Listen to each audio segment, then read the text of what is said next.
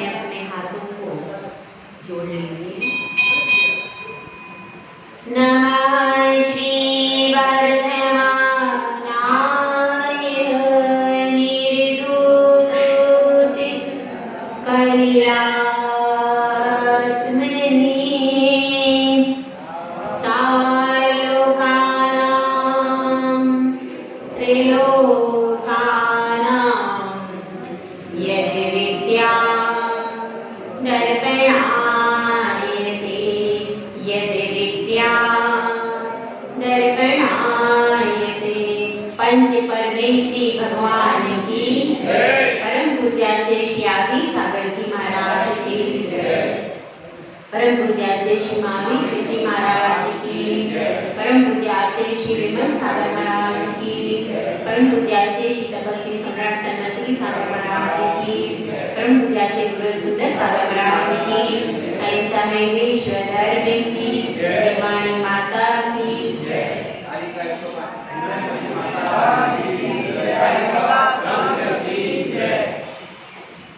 समय, शक्ति और समझ, ये तीन चीजें हमेशा नहीं रहती। कई बार ऐसा होता है कि हमारे पास समय होता है लेकिन शक्ति नहीं। समय भी है, शक्ति भी है, लेकिन समझ नहीं।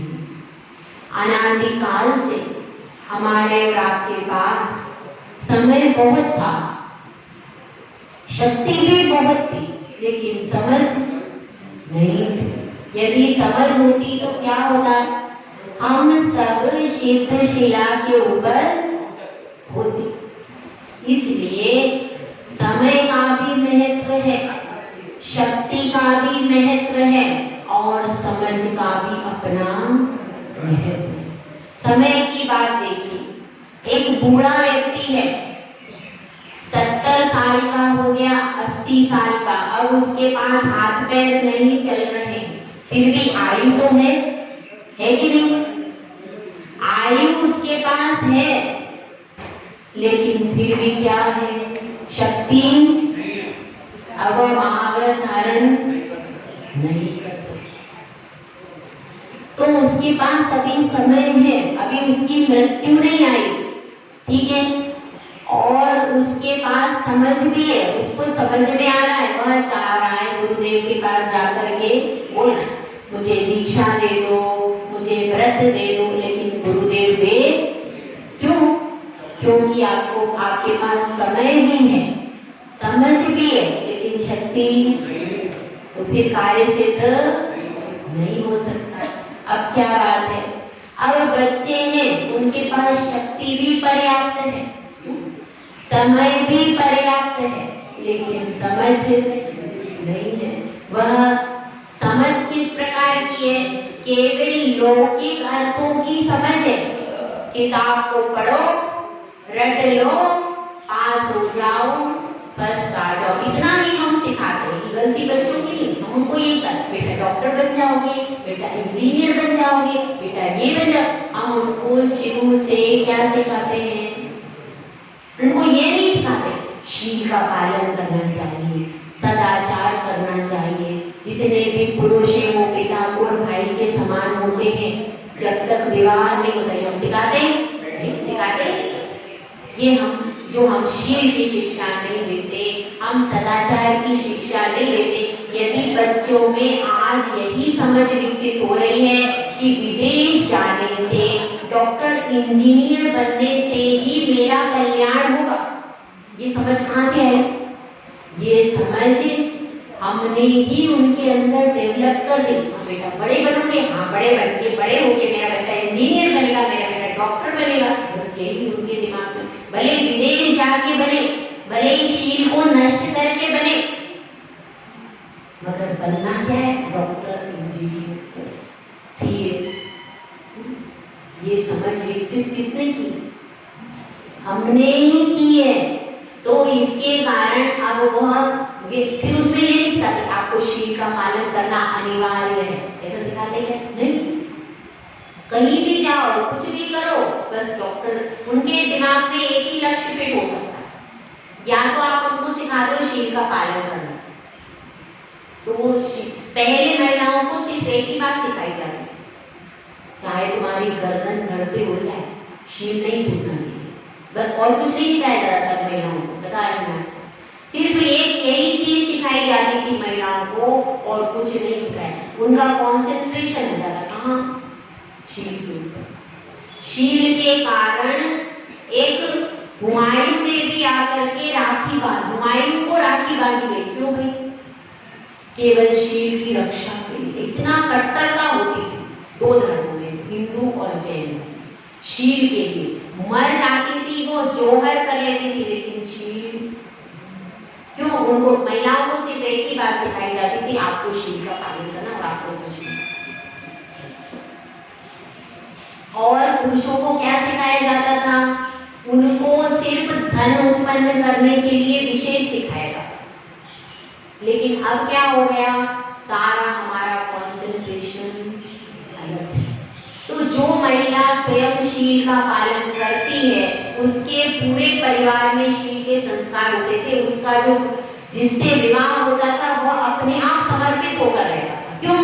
क्योंकि महिला में शीलवान गुण होता है, तो पति अपने आप समर्पित होकर के रहता, उसमें अपने आप समर्पण आता है। इतना फर्क है। तो अब बात क्या चल रही है?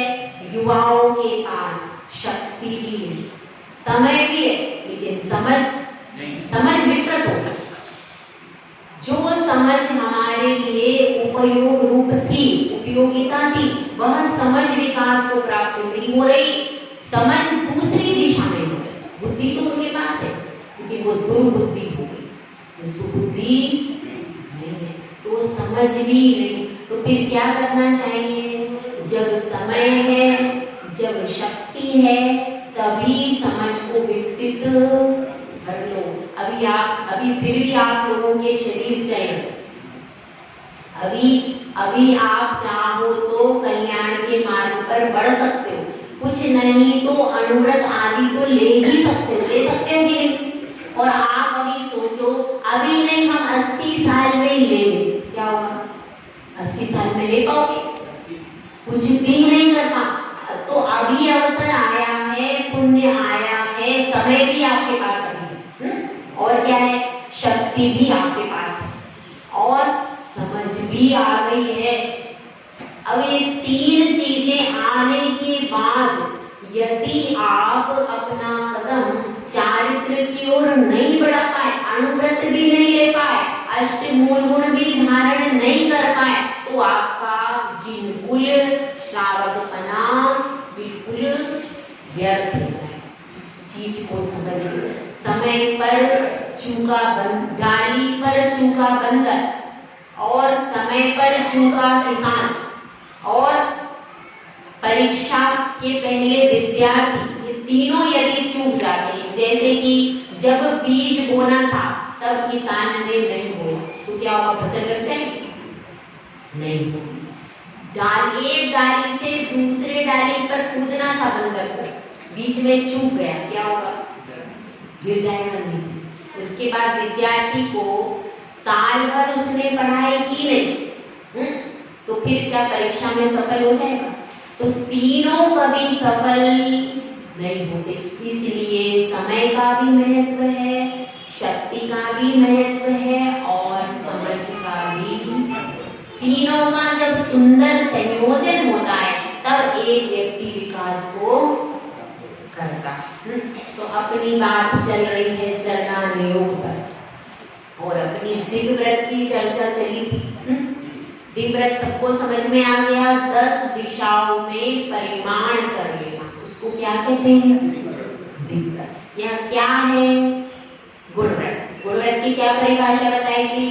जो मूल गुणों में वृद्धि को करे, मूल गुणों को बढ़ाए, उसको क्या कहेंगे? गुणव्रत। जैसे कि कोई कन्या है, सुंदर है, शीलवान है, और उसके ऊपर अपन मणियों के आभूषण पहना दे, तो क्या हो जाएगा? उसका सौंदर्य और ज्यादा बढ़। इसी प्रकार से जो हमारे 5 अनुव्रत है, वह तो समझो कि एक सुंदर कन्या है, और उस पर आभूषण कौन पहना रहा है? ये उस पर आभूषण पहना रहा है सुंदर सुंदर, तो उससे क्या होगा?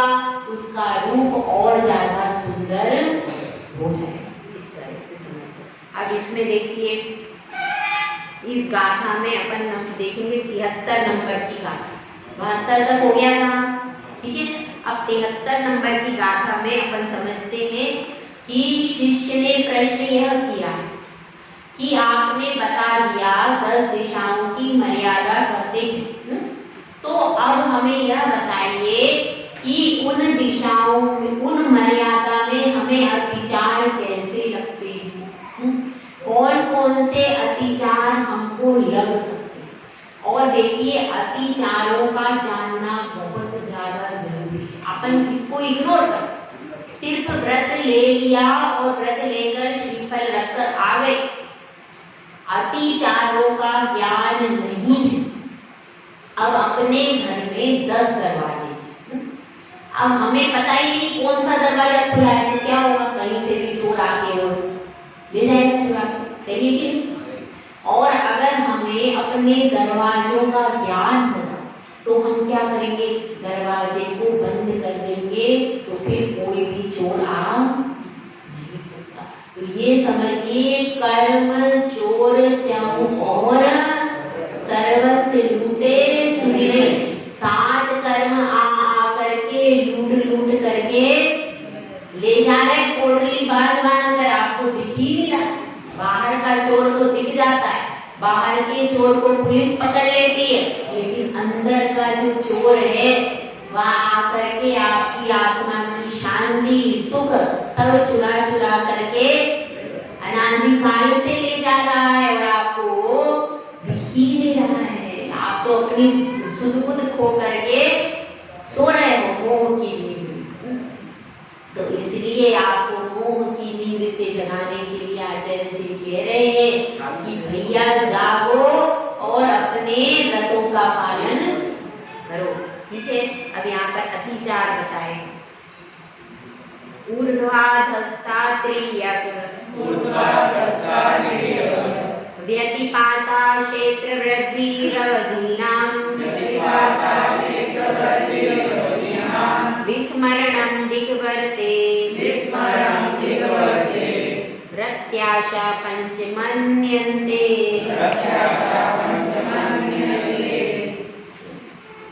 इसमें क्या कह रहे हैं? अपन ने जो मर्यादाएं बताई थी, कौन कौन सी मर्यादाएं बनाई थी?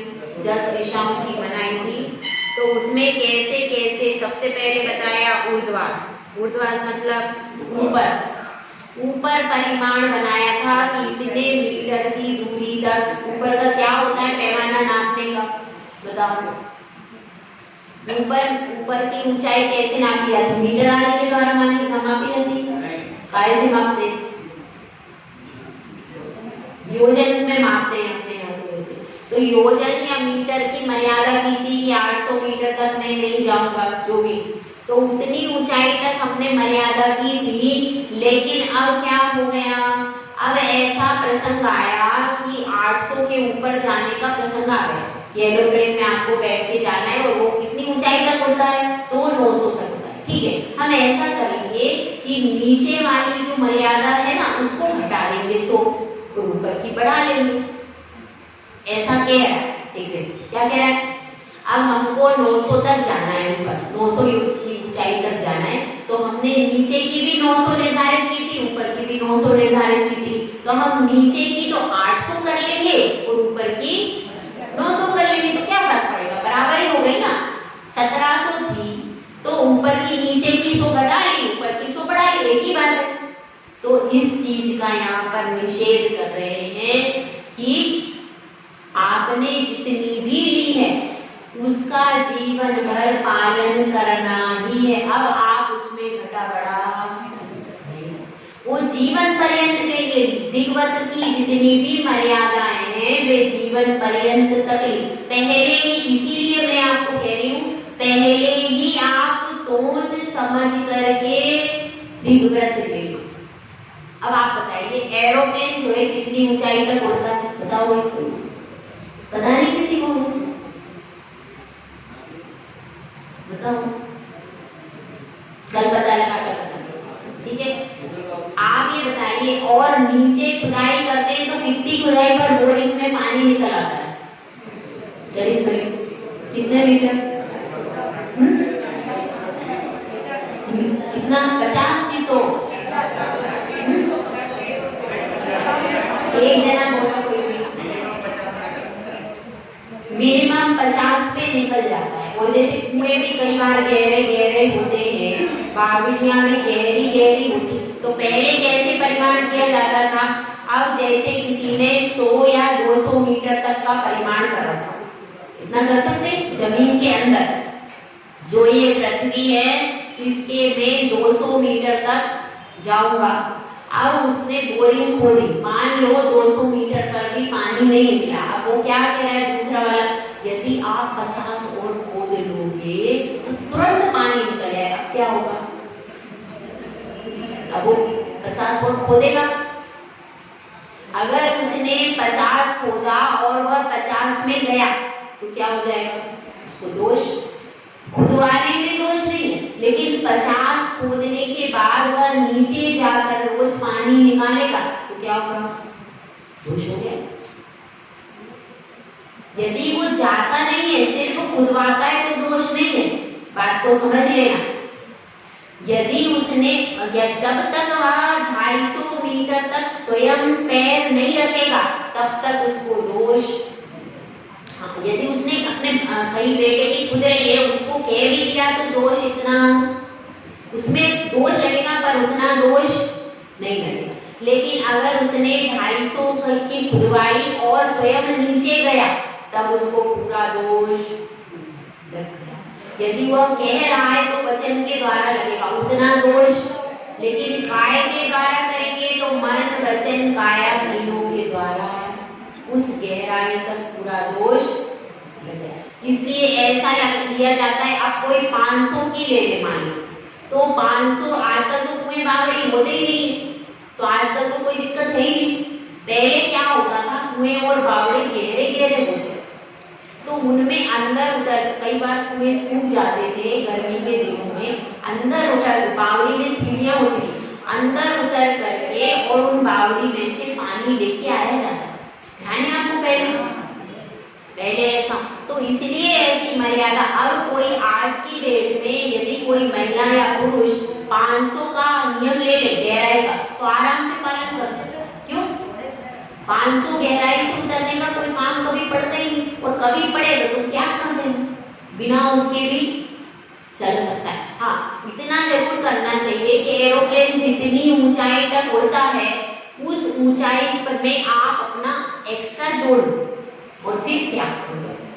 ऐसा कर सकते हैं। एरोप्लेन का आप पता कर लो कि नॉर्मली जो वायुयान है, विमान है, वो कितनी ऊंचाई तक उड़ते हैं, इतना पता कर सकते हैं। फिर आपको ज्यादा है तो उसमें 500 या कुछ भी एडिशन करके आप एडिशन करके त्याग कर सकते हो, क्योंकि एरोप्लेन के अलावा तो किसी भी कहाँ बैठ के जा ही नहीं सकते।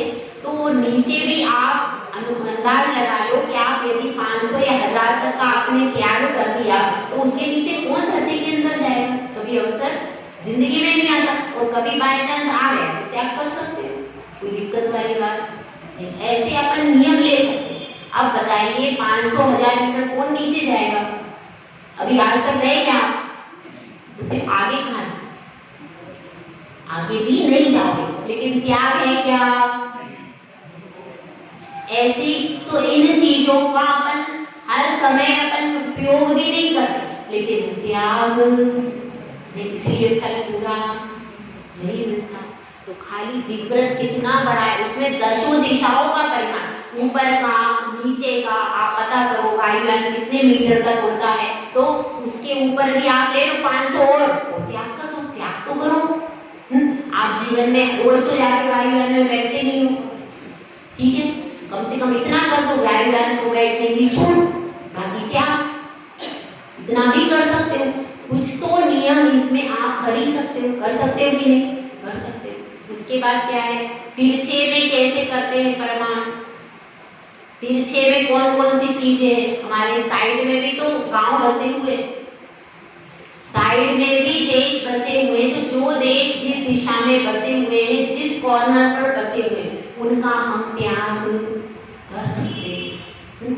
और ऊपर ये साइड में भी बसे, मतलब दिशा में भी देश है और दिशा में भी देश है। तो अपने मैप को ध्यान से देखो, भारत देश का जो मैप है उसको ध्यान से देखो, कौन सी दिशा में, कौन सी दिशा में कौन सा देश है, और उस देश में हमारा जाने का क्या, ऐसा अपन कर सकते। हम पढ़ तो लेते और लेकिन उसको गहराई से नहीं जानते, दिक्कत वास्तव में है कि अब देखिए, अब ये पूर्व दिशा में कौन है भाई हमारे मैप में, पूर्व दिशा में कौन सा देश है?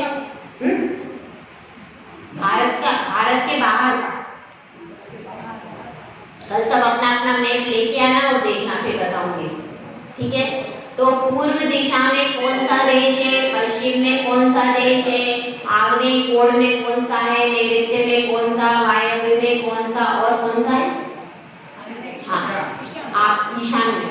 सब देशों को आप ज्ञात करोगे, कहाँ पर कौन सा देश है और मैं कहाँ कहाँ जा सकता हूँ, कहाँ कहाँ जाने की भावना है या नहीं है, जो भी।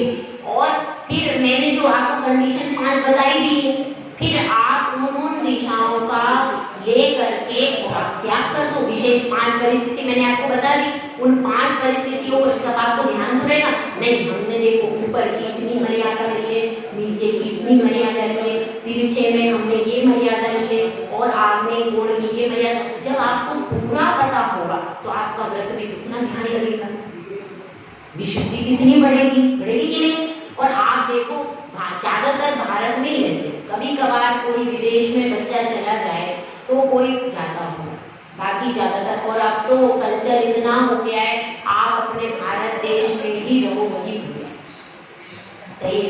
तो अब अपनी बात क्या चल रही है, दशों दिशाओं के जो देश उनका जानकारी पहले प्राप्त करो। अब कल सब मैप लेकर के आना, ठीक है। हाँ, कल सब मैप बना करके मैप लेकर के आना, तो उसमें चारों दिशाओं का, विदिशाओं का बताएंगे कि फिर उसमें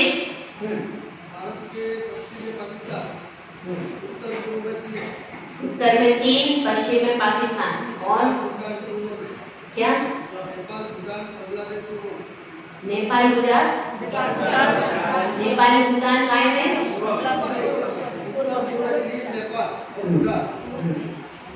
आप ऐसा करना, एक कागज पे बना के ले आना, ठीक है। कल आप ऐसा करना, सारे कोण, चारों कोण भी चाहिए, सुनो मेरी बात, चारों कोण भी चाहिए, उत्तर पूर्व का कोना, उसके बाद इधर कौन सा दक्षिण पूर्व का कोना, इधर चारों कोने में भी बना के लाना और मुख्य भी लेके आना। कल अपन बैठ करके फिर देखते हैं, ठीक है। तो इस तरह से पूरा अपने को जहाँ जहाँ अपने को नहीं जाना, तो अपन काय को व्यर्थ का पाप लेकर बैठे, त्याग कर सकते ही नहीं। तो फिर अपन चारों अपना बना लेंगे और 5 परिस्थिति की छूट रख के बाकी सब त्याग कर सकते हैं कि नहीं कर सकते। तो कल इसको विशेष अपन देखेंगे, ठीक है। अब इसमें मुख्य रूप से यही बात बताई जा रही, ऊर्ध्वा दस्ता क्रिया, ठीक है। ऊर्ध्व में, ऊर्ध्व की आपने सीमा बनाई और उसको अधो में बढ़ा दिया, या हमको ऐसा लगा कि हमें 1000 मीटर तक नीचे जाना है तो ऊपर की सीमा में 10 कम कर दिया, ऐसा जो फिक्स किया है वह उसी में आपको रहना, ठीक है। कोई समझौता, इसको कहेंगे परिणाम। उसके बाद तिर्यक में भी, और कि किसी भी क्षेत्र की वृद्धि यहाँ कम हो सकता है। अब आप सोच रहे हैं कि भाई मुझे तो दीक्षा लेना है और आय का दीक्षा लेना है, तो अब तो मैं धीरे धीरे इसको कम करूं। तो पहले आपने 100 मीटर का बनाया था, अब आपने उठा करके 90 कर दिया, तो कम करने में कोई दोष, और भी विशुद्धि बढ़ जाएगी। तो कम कर सकते, लेकिन ज्यादा, जो रेखा एक बार बन गई उसको आप छोटा कर सकते हो, लेकिन बड़ा नहीं सकते। तो अब इसमें यही बता रहे हैं कि 20 एक आधा पढ़ ली थी मैंने, ठीक है। तो अब इसमें 5 अतिचार बताए, कौन कौन से? पहला तो बताया और इसमें ये बताया अज्ञान और प्रमाद से, ये लिखा है ना यहाँ पर। ये इसमें मुख्य रूप से दो चीजें होती हैं जो ऐसा कार्य करते हैं क्षेत्र के प्रति। तो क्या चीजें हैं? अज्ञान और प्रमाद। या तो हमें यह ज्ञान ही नहीं है और अनजाने में भूल गए, मर्यादा तो बनाई थी लेकिन भूल गए। इसीलिए मैंने कहा है आप अपनी सब चरणानियों की एक कॉपी बनाओ, उसमें बैठ करके लिखो हमने कब कब किस किस गुरु से कहाँ पर कितने समय में क्या क्या नियम, एक अलग डायरी होना चाहिए, उसमें व्यवस्थित सब अपने नियम लिखो। और फिर ये अगर पंचामृत ले रहे हैं तो उनको लिखो, सब कुछ अपना लिख के रखो ताकि कभी ऐसी परिस्थिति आ जाए और उसको रोज पढ़ो। जैसे आप पाठ करते हो, दिन में एक बार अपने नियमों की तालिका जरूर पढ़ना चाहिए और फिर उनके अतिचार भी लिखना पड़ेगा। अतिचारों को हम नहीं लिखते, केवल नियम लिखते हैं और नियम तो हमारे अतिचार के कारण टूट रहे हैं, खबर ही नहीं। सुध बुध क्या है उसमें? सर्व से लूटे सुधी नहीं, सुधी है ही नहीं। बस इसलिए अतिचारों का भी चार्ट बनाना है और उसके बाद फिर हमको प्रवृत्ति, तो हमको दोष नहीं लगेगा। तो अब इसमें इसी प्रकार से यहाँ पर बता रहे हैं कि ये 5 हो गए। 5 कौन कौन से हो गए? ऊपर नीचे और विदिशाओं का एक हो गया। उसके बाद की हुई मर्यादाओं का मूल भूल जाना। पहला तो क्या है? मर्यादा का उल्लंघन करना। दूसरा क्षेत्र वृद्धि, उसके क्षेत्र को बढ़ा लेना। अब जैसे मर्यादा जो थी हमें याद ही नहीं है, कितनी मर्यादा थी? 100 थी कि 200 थी कि 50, कुछ याद ही नहीं है, अपने मन में रखी थी। अब बाद में हमने जब 50 थी फिर हमने भूल गए तो उल्लंघन कर दिया, 55 कर दी या 60 कर दी, तो क्या हो गया? उल्लंघन हो गया। उसके बाद क्या हो गया? क्षेत्र की मर्यादा को जानबूझ के बढ़ा लेना, ये भी हो जाता है। और फिर भूल जाना, विस्मरण लिखा है ना, भूल जाना। और ये 5 अतिचार किसके हैं? दिग्वृत्ति। 5 है ना। देखो ऊपर नीचे दिशाओं विदिशाओं की मर्यादा का उल्लंघन पहला हो गया। उसके बाद मर्यादा में वृद्धि 2 हो गया। फिर विस्मरण, एक और है इसमें अज्ञान और प्रमाद।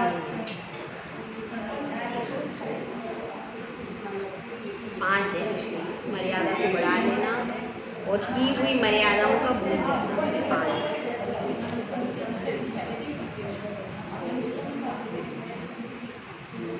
ऊपर नीचे का मेरे ख्याल से अलग अलग होगा।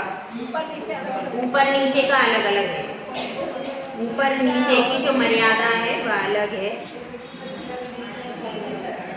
और दूसरी और इसकी दिशाओं विदिशाओं की मर्यादा का अलग है।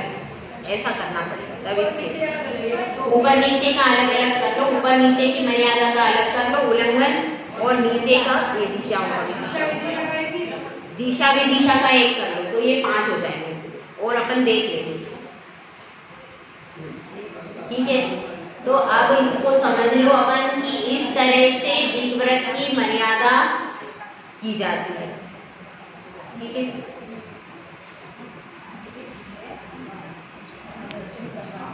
अब इसके एक अतिचार को पढ़ ले, अतिचार इसके अनर्थ दंड व्रत, दूसरा व्रत आता है इसमें, ठीक है। एक गाथा बस इसकी पढ़ के तो सुन जाए, ठीक है।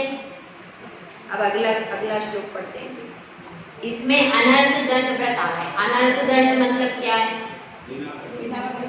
अन्न धन अर्थ जिसका कोई भी प्रयोजन नहीं है और फिर भी दंड, जिसका दंड का भुगतान हम कर रहे हैं, बिना कारण के डंडे पड़ रहे हैं। मतलब क्या? हमारा कोई प्रयोजन नहीं है, हमारा कोई मतलब नहीं है, फिर भी डंडे पड़ रहे हैं, तो उसको क्या कहेंगे? अनर्थ दंड व्रत। तो देखिए इसकी परिभाषा बताइए। अभ्यंतरम दिग्वधेर प्रपार्थिकेभ्यः सपापयोगेभ्यः वीरमणम् अनर्थदण्डव्रतम्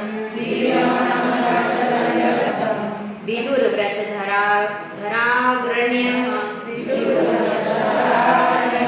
अब इसको समझ लो थोड़ा सा, क्या कह रहे हैं इसमें कि दिशाओं की दिग्वदे, दिशाओं की मर्यादा के अभ्यंतरम यानी भीतर, अपार्थिकेभ्य बिना प्रयोजन, सपाप योगेभ्य पाप बंध के कारणभूत कार्यों, विरमण यानी विरक्त, विरक्त होने को व्रतधारियों में अग्रणी अनर्थ दंड कहते हैं।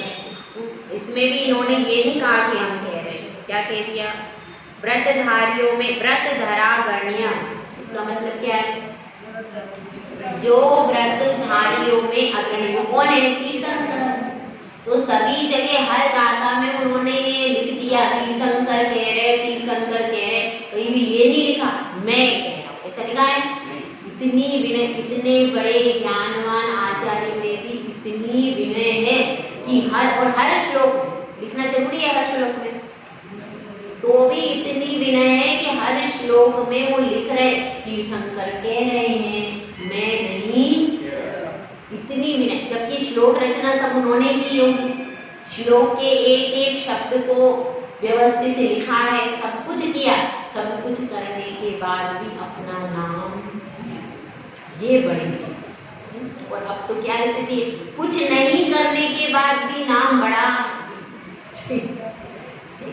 अब इसमें क्या कह रहे हैं, देखो इसको, दिशाओं की मर्यादा के भीतर, 10 दिशाओं की मर्यादा करने कर ली, ठीक है, इसमें कोई दिक्कत नहीं। इसके बाद क्या हुआ, उसके बाद हम बैठे कहाँ हैं भाई, भारत में ही बैठे, प्रतापपुर में बैठे, तो वहां पर हम बिना प्रयोजन के कार्य कर रहे हैं। बिना प्रयोजन के कैसे कैसे कार्य होते हैं, जिससे पाप बंध के कारण, जिससे पाप बंध प्रतिपल हो रहा है, वन वचन काय की प्रवृत्ति तो है, तो उससे विरक्त होना क्या कहलाता है, अनर्थ दंड व्रत। अनर्थ दंड व्रत है, यानी जिन कार्यों से हमारा कोई भी प्रयोजन सिद्ध होने वाला नहीं है, उन कार्यों को नहीं करना, उसको क्या कहेंगे, अनर्थ दंड व्रत। तो अब इसको कैसे करते हैं, बहुत सारी क्रियाएं हैं जो हम फालतू में कर रहे हैं। अब हम बैठे एक दूसरे कमरे का पंखा भी चल रहा है, लाइट भी जल रही है, एक बाल्टी में पानी में हमारा काम हो जाता है तो हम 10 बाल्टी धो रहे हैं। कपड़े हमारे थोड़े से साबुन में धुल जाते हैं तो हम उसमें बहुत सारा सर्फ डाल दिया, उसमें कितने जीव, जब वो नाली में आपका पानी जाएगा तो कितने जीव मरेंगे उससे। तो बिना कारण हमारे को जितनी जरूरत है उतना कर लो, कोई बात नहीं, बहुत ज्यादा। अब हम जो रसोई बनाते हैं शादी पार्टी में, क्या करते हैं, भोजन करने आए तो पत्तल पे क्या करते हैं, छोटे बच्चे को भी पूरी पत्तल दी, पूरा ले दिया उसमें। अब उस बच्चे ने थोड़ा सा खाया, बाकी पूरा डस्टबिन में। कितना ही अन्न को हम वेस्ट करते हैं। पहले पत्तल होती थी तो पत्तल पर इतना वेस्ट नहीं होता, पूछ के परोसा जाता, हाँ लड्डू दूं, और बच्चों को परोसते नहीं थे पहले। बच्चे यदि बैठते भी थे तो उनको लिमिट का परोसा जाता था, और पत्तल पूरी साफ करके जाते थे लोग। पत्तल पर झूठा भोजन नहीं छोड़ते थे पहले, इतना फायदा होता था। लेकिन अब क्या है, अपने हाथ से जूठे हाथ से लेते हैं और फिर वो आधा अधूरा कितना। अब बताइए उस भोजन आपको खाना कितना सा था, आपने पूरी पत्तल पूरा भरवा लिया तो फिर खाते ही नहीं बना, फिर क्या किया, फिर उठा करके सब डस्टबिन में डाल दिया। अब वो वेस्टेज हुआ कि नहीं, निष्प्रयोजन हुआ कि नहीं, निष्प्रयोजन है। जितनी हमें जो हम क्योंकि वो बकर किस लिए था, जितनी आपकी इच्छा है उतना भोजन आप ले लो, लेकिन आप क्या करते हो, अब उससे ना तो अपना पेट भरा, अब वो बचता तो गरीब के ही पेट में जाता, कोई और खा लेगा। लेकिन ना हमने खाया ना किसी को खाने दिया, और पूरा अन्न कहाँ गया, पूरा वो वेस्ट जाता है ना। तो वो अब बीच में क्या पड़ा पड़ा खराब हो जाता है, उसको गाय भी नहीं खा पाती। क्यों? क्योंकि वो एक दिन तक तो पड़ा पड़ा उसी में पड़ा रहा, एक दूसरे दिन सफाई होगी तब तक वो भोजन सड़ गया। अब ना तो उसने पशु ने ना किसी और ने खाया वो पूरा भोजन, और उसमें नाना प्रकार के जीव जंतु और हो गए, कितनी हिंसा हुई। तो ऐसे छोटे छोटे कार्य हैं, इनसे हमारा कोई प्रयोजन सर्व, फिर भी हम करते ही नहीं, करते हैं हम इन चीजों को। पानी भी है तो पानी भी नल खोल दिया, अब वो भूल गए, चलो भूल में हो जाए, हम ध्यान ही नहीं रखते भाई। और शावर से नहाते, वो शावर से आप नहा रहे हो, उसमें कितनी बाल्टी पानी वेस्ट हुआ बताओ। टब में नहाते, टब में आपके लिए कितना पानी भरते, वो पानी, हाँ अब वो पानी क्या एक बार टब में फिर साबुन का पूरा भर लेते, ऐसे ही शायद करते। मैंने तो फिर कहीं कहीं टीवी वगैरह में देखा, तो वो क्या करते हैं, वो पहले वो टब में पूरा पानी भर लिया, पूरा साबुन का भर लिया, ठीक है, कितना सारा पानी साबुन का होगा। उसके बाद क्या करते हैं, उसके बाद टब का वो साबुन का पानी खाली करते, उसके बाद शायद दूसरा करते होंगे, ऐसे करते हैं क्या? मेरे को तो मालूम नहीं, मैंने देखा है तो देखने में इतना आइडिया लगता है कि जब एक टब में पूरा का पूरा साबुन का झाग है, इसका मतलब क्या है? अब जो व्यक्ति स्नान कर रहा है वो वह टब खाली करके दूसरे तो भरना पड़ेगा, तभी तो दूसरे बार नहाएगा, ऐसे ही तो होगा। तो एक बार में उसने स्नान करने में पूरे में झाग बना दिया, ठीक है, अब वो पूरा खाली करेगा, उसके बाद उसको दोबारा पूरा पानी भरेगा। कितनी बाल्टी पानी वेस्ट हुआ? 20 बाल्टी एक टब। फिर ये सब क्या है? ये सब अनर्थ दंड व्रत है, अनर्थ दंड का दोष इसमें लग रहा पूरा का पूरा। ये सब निष्प्रयोजन शावर में नहाना, जिसका अनचने पानी का नियम है,